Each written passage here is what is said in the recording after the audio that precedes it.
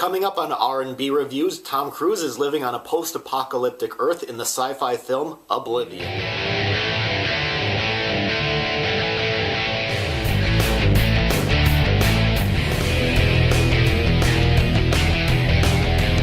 The mop-up crew. This is Jack Harper. I'm good to go.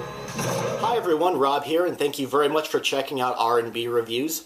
Oblivion is yet another science fiction film set on post-apocalyptic Earth, and this time it stars Tom Cruise as Jack Harper, who is part of a mop-up crew, as his character puts it, and he's also one of the last of the human race. Many years earlier, the planet was attacked by aliens, and as a result, the humans had to evacuate to a space colony, and his job is to remain on the planet to repair drones and machines that extract the planet's remaining resources for the human colony. But without giving anything away, things are not quite what they seem, and I'm sure you picked that up if you've seen the trailers. The film also stars Andrea Riseborough as Harper's fellow technician on the mission, and it also stars Morgan Freeman. The film was directed by Joseph Kosinski, who also wrote the graphic novel that this movie is based off of.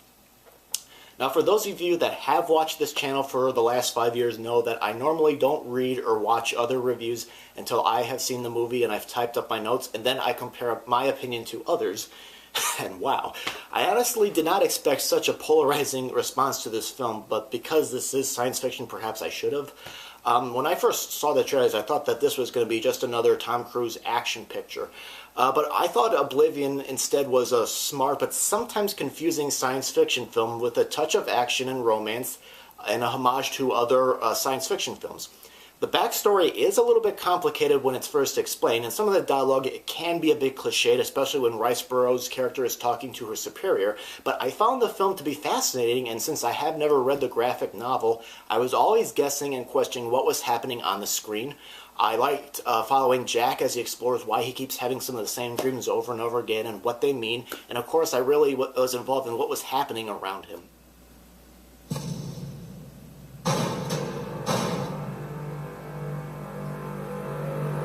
Watching you, Jack.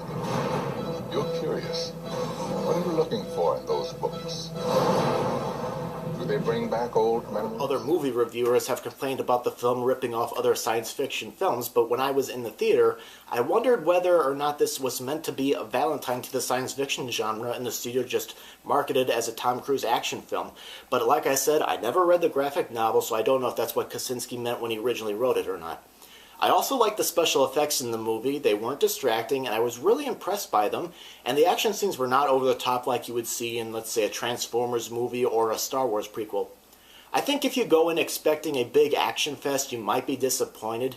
It's not a perfect science fiction film. There are other science fiction films I think did a better job with some of these elements, like Moon, for example, and there's a romantic scene between Tom Cruise and Andrea Riseborough that to me kind of felt like it was awkwardly just put in there just for the sake of it. But I think this will definitely be a good time at the theater. I thought the film was entertaining, so for that, I'm going to give this movie a see it in theaters rating. Alright, well thank you very much for watching. If you have seen Oblivion, go ahead and post your comments about it, or if you have any comments or feedback for the video, do that as well. So thank you very much for watching.